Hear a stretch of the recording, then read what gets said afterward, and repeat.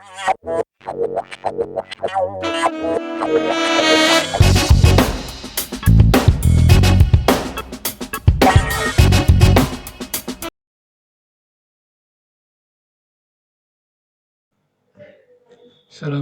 warahmatullahi wabarakatuh. Salam jumpa kembali di channel ini. Salam sejahtera untuk kita semua. Halo sahabat Duta IT. Kali ini saya akan berbagi materi dan informasi mengenai pengenalan akun Belajar ID. Apa sih akun Belajar ID? Ini kita akan pelajari bersama ya. Apa saja kelebihan, keutamaan yang ada di dalamnya, yang nanti kita bisa gunakan dalam kegiatan sehari-hari di sekolah. Kita mulai dari yang pertama, yaitu dari pengertian terlebih dahulu. Akun Belajar ID ini adalah sebuah akun yang diberikan atau diterbitkan oleh Kemendikbudristek ya, di mana akun Belajar ID ini terdiri dari nama akun dan juga password atau kata sandi yang nantinya akun ini dapat digunakan untuk mengakses layanan pembelajaran ya, atau bentuk layanan-layanan lain yang biasanya kita pakai di sekolah atau di bidang pendidikan. Nah, kira-kira dari satu akun Belajar ID ini kegunaannya bisa dipakai untuk platform atau media apa saja. Nah, di sini Kemendikbudristek sudah bekerja sama dengan Google Workspace for Education ya, di mana dalam penggunaan akun Belajar ini banyak sekali manfaat, banyak sekali fitur-fitur yang bisa kita gunakan dalam proses pembelajaran atau mendukung proses pembelajaran. Di mana yang pertama kita dapat mengenal lebih jauh tentang Google Workspace for Education, kemudian juga kita juga bisa mengenal lebih dalam tentang Google Classroom, kemudian juga bisa mengenal tentang Chromebook, dan juga Canva for Education. Nah, ini beberapa platform yang sudah bekerja sama dengan Kemendikbudristek dengan menggunakan akun belajar.id. Nah, apa sih yang membedakan dari akun Belajar ID dengan email lain atau email biasa? Ya. Di sini kita fokuskan email yang kita gunakan dalam keseharian, yaitu menggunakan Gmail. Ya. Ada perbedaan antara akun Belajar ID dengan akun Gmail atau email biasa. Nah, di sebelah sini, sebelah kiri, ada tampilan email ya. Jika menggunakan akun Belajar ID. Nah, kalau menggunakan Gmail biasa, biasanya setiap kali kita buka aplikasi Gmail, itu selalu ada notifikasi atau email masuk, atau inbox ya, email masuk, yang datangnya dari promosi, iklan, atau penawaran-penawaran lain yang sifatnya dapat mengganggu email kita sendiri ya, atau misalkan dapat yang mengganggu kapasitas email kita sendiri, karena Gmail tersebut atau email tersebut jika dibiarkan begitu saja akan bertumpuk dan menambah kapasitas. Pada akun Belajar ID, promosi-promosi atau iklan-iklan seperti itu sudah disaring sehingga tidak ada email-email promosi atau iklan yang masuk. Kemudian dengan menggunakan akun Belajar ID, jika kita ingin mengerjakan tugas, baik itu berupa slide ya atau presentasi, kita bisa menggunakan fitur yaitu Google Slide ya, menggunakan Google Slide. Di mana ini hampir sama dengan aplikasi presentasi lainnya, tapi ini merupakan aplikasi presentasi yang bawaan dari Google. Sedangkan untuk pengolah dokumen, pengolah kata, ya ini kita bisa menggunakan yang namanya Google Docs. Ya. Pembuatan presentasi dan dokumen dapat dilakukan secara daring. Selain itu, yang paling penting adalah pembuatan file atau pengerjaan tugas-tugas seperti ini, jika menggunakan akun Belajar ID, dapat dilakukan secara kolaborasi, ya secara bersama-sama. Yang berikutnya, di sini ada juga perbedaannya di mana kita juga bisa melakukan video call atau Gmeet ya, Google Meet dengan kapasitas yang lebih dari 90 orang. Di sini bisa dapat mencapai 100 orang ya. Dengan durasi waktunya ini bisa tanpa batas, bisa 24 jam ya. Nah, jika kita menggunakan akun email biasa, itu biasanya dibatasi sekitar 40 menit ya, 40 menit dengan batasan pesertanya itu kurang dari 100 orang. Kemudian yang berikutnya yaitu dengan akun Belajar ID, kita juga bisa mengupload atau menyimpan dokumen, membackup dokumen secara daring ya, secara aman. Jadi apabila nanti perangkat kita atau handphone kita mengalami masalah error atau misalkan terpaksa harus di-reset sehingga semua data-data di dalamnya mau tidak mau harus dihapus secara permanen. Nah, apabila kita menggunakan akun Belajar ID, kita dapat membackup-nya ya. Jika menggunakan email biasa pun bisa, cuma terbatasnya di kapasitas penyimpanan. Biasanya satu orang menggunakan email biasa dibatasi sampai dengan 15 GB. Sedangkan jika kita menggunakan akun Belajar ID, penggunaan untuk kapasitas di Google Drive-nya di atas kapasitas yang biasa. Nah, sekarang kita lanjutkan yang berikutnya adalah bagaimana sih cara mendapatkan akun Belajar ID ya untuk pendidik atau guru atau tenaga kependidikan, maksudnya di sini untuk tata usaha ya. Yang pertama, untuk siswa pun bisa dilakukan. Nah, langkah yang pertama, kita bisa melakukan pengecekan secara langsung ya, secara mandiri di akun websitenya yaitu website belajar.id. Nah, di situ nanti akan ada halaman resmi informasi mengenai akun Belajar ID, termasuk mengecek ketersediaan akun kita sudah ada atau belum. Nanti kita bisa lakukan secara mandiri di sana. Yang kedua, selain dilakukan secara mandiri pengecekannya, kita juga bisa mengajukan, selain mengecek, kita juga dapat mengajukan akun Belajar ID secara langsung melalui operator sekolah. Nah, ini biasanya oleh admin sekolah atau operator sekolah nanti dapat mengajukan pembuatan akun Belajar ID untuk siswa, untuk guru, ataupun untuk tenaga kependidikan. Biasanya menggunakan halaman portal admin yang diakses langsung menggunakan akun Belajar ID admin, ya, kepala sekolah atau operator. Yang berikutnya, setelah kita memperoleh akun Belajar ID, langkah yang berikutnya kita harus bisa mengaktifkannya, ya, harus bisa mengaktifkannya. Sebelum kita melakukan aktivasi akun Belajar ID, kita akan terlebih dahulu mencoba untuk mencari tahu, ya, mencari tahu mengenai pengecekan akun atau bagaimana cara mendapatkan akun Belajar ID di website resminya. Langkah yang pertama kita lakukan, kita bisa mengetik langsung belajar.id. Kemudian nanti kita diarahkan kepada halaman seperti ini, halaman Belajar ID-nya. Pastikan ini halaman yang paling atas. Nah, ini adalah halaman website dari Belajar ID-nya. Kita bisa mempelajari informasi-informasi apa aja yang di dalamnya ya. Di sini tersedia berbagai teknologi pendidikan ya. Di sini juga ada pengajuan akun khusus untuk dinas dan sebagainya. Di sini ada fitur-fitur yang sekarang sudah dipakai oleh akun Belajar ID, di mana ada panggilan video, kemudian rapor pendidikan untuk guru ya, aplikasi Merdeka Mengajar PMM, penyimpanan daring, kelas daring dan juga Chromebook.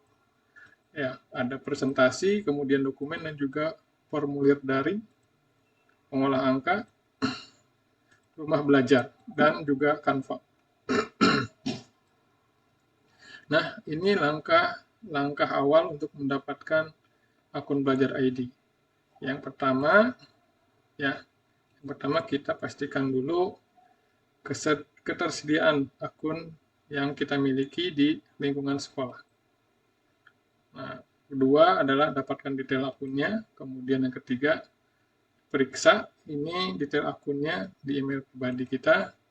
Kemudian yang keempat adalah aktifkan segera akun tersebut di handphone kita masing-masing. Yang berikutnya, langkah kelima adalah menyetujui syarat dan ketentuan yang berlaku di dalamnya. Yang keenam, ini biasanya kita diarahkan untuk membuat password baru. Ya. Langkah 7, jika kita sudah berhasil login, nanti berarti akun Belajar ID kita sudah siap digunakan. Saya ambil contoh bagaimana cara mengetahui status akun Belajar ID kita sudah tersedia atau belum. Berarti nanti kita tinggal pilih klik di sini. Untuk para siswa atau para peserta didik, kita bisa pilih menu peserta didik, kemudian cari akun Belajar ID. Pastikan langkah yang pertama adalah kita diminta menuliskan NPSN.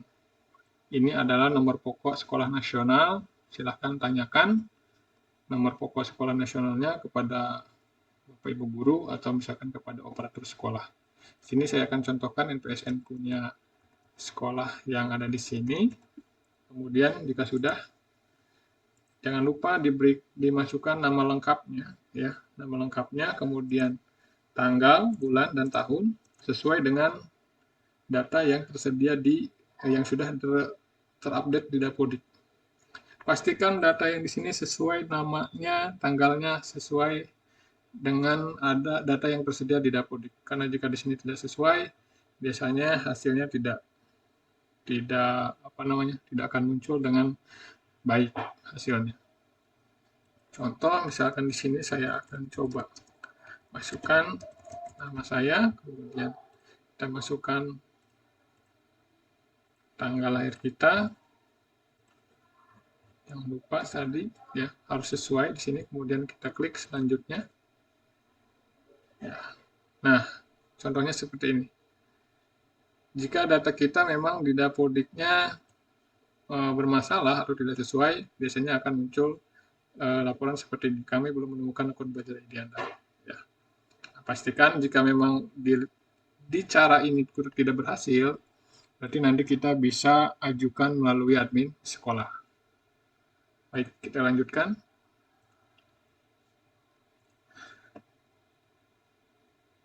Setelah kita memperoleh akun Belajar ID-nya, langkah berikutnya kita aktifasi akun tersebut dengan langkah-langkah seperti ini. Langkah termudah biasanya kita bisa langsung masuk ke aplikasi Gmail ya di handphone atau di tablet atau di laptop masing-masing. Kemudian di bagian akun atau misal di bagian akun bisa tambahkan akun, kemudian masukkan email Belajar ID-nya dan juga password-nya. Atau bisa juga menggunakan browser. Halaman yang diakses adalah halaman accounts.google.com. Kemudian masukkan email Belajar ID dan juga password-nya, kemudian klik next. Biasanya diminta ada syarat dan ketentuan, silahkan diklik di accept aja atau diterima saja. Biasanya diminta pembuatan password baru atau kata sandi baru yang sesuai dengan keinginan dari pemilik akun yang Belajar ID-nya. Jika sudah, dilanjutkan dengan proses klik ubah sandi. Jadi nanti password awal yang diberikan oleh sistem itu biasanya kombinasi huruf dan angka. Kemudian kita jika berhasil login, nanti diminta membuat password baru, silahkan buat password baru yang mudah dihafal, namun disarankan menggunakan kombinasi huruf, angka, dan juga simbol. Nah, apabila dalam prosesnya ternyata akun Belajar ID kita ada kendala error dan sebagainya, kemudian kita lupa passwordnya, jangan khawatir, jadi nanti proses reset kata passwordnya dapat dilakukan secara langsung melalui website yang tadi, website belajar.id. Kemudian ini ada menunya ya, reset kata sandi Anda. Masukkan alamat Belajar ID-nya, akun email Belajar ID-nya. Jangan lupa tanggal lahir, bulan dan tahunnya harus sesuai dengan yang tertera di Dapodik. Ya, kemudian nanti cari akun Belajar ID.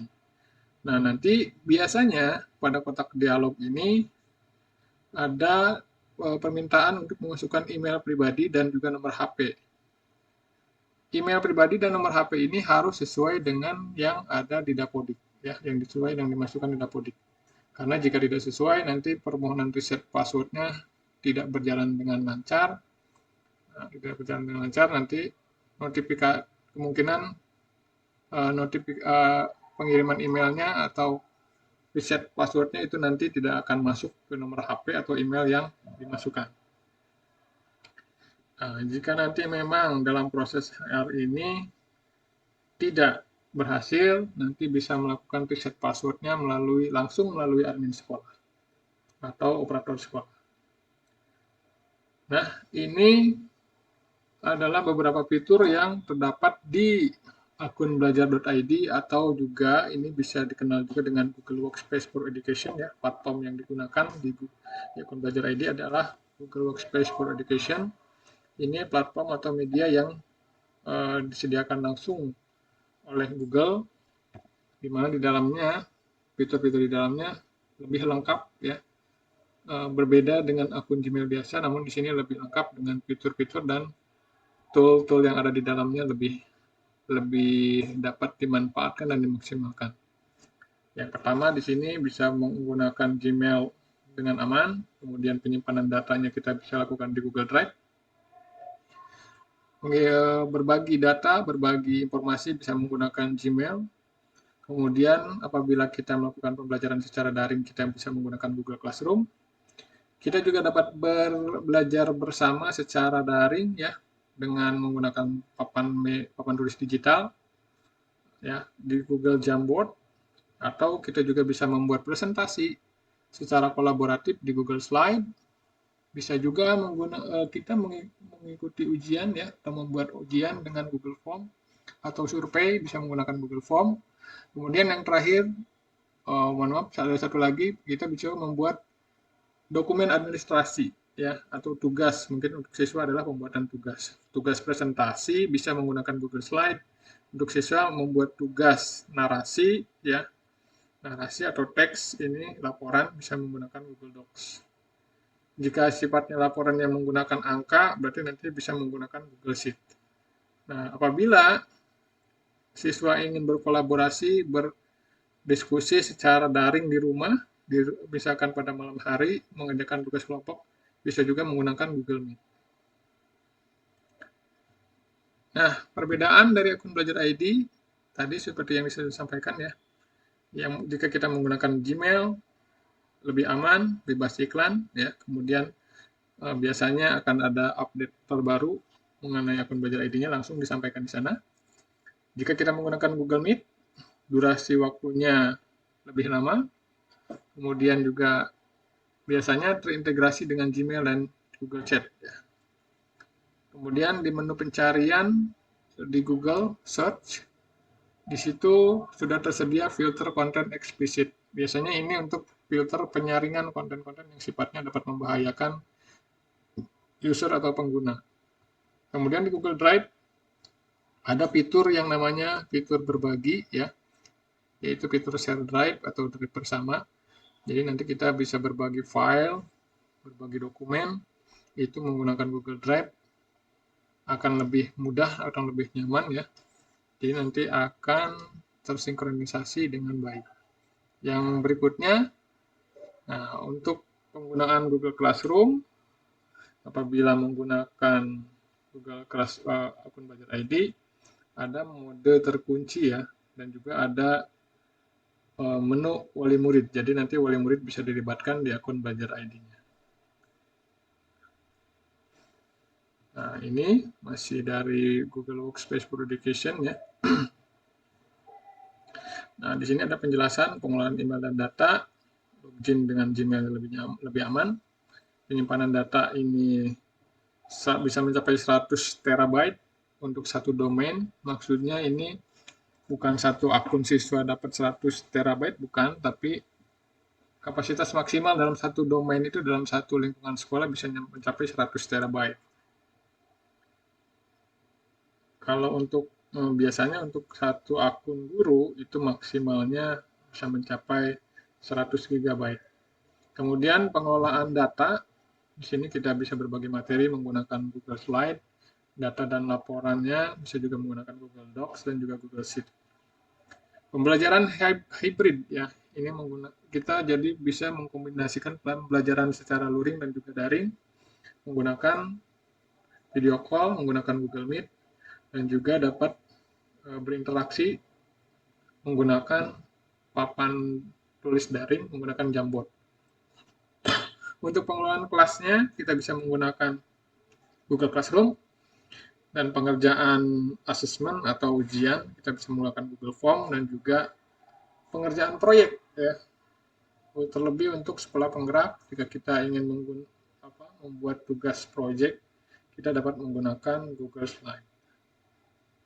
Nah, untuk pertemuan kali ini dicukupkan dulu mengenai pengenalan akun Belajar ID.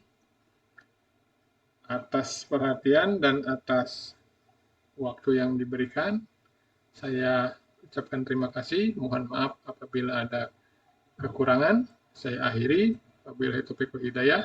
Assalamualaikum warahmatullahi wabarakatuh.